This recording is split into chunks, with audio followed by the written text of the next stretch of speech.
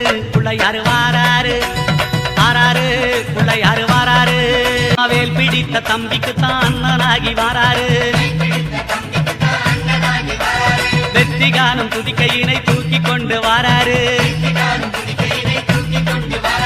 வெள்ளையான உள்ளங்களில் வீட்டிருக்க வாராரு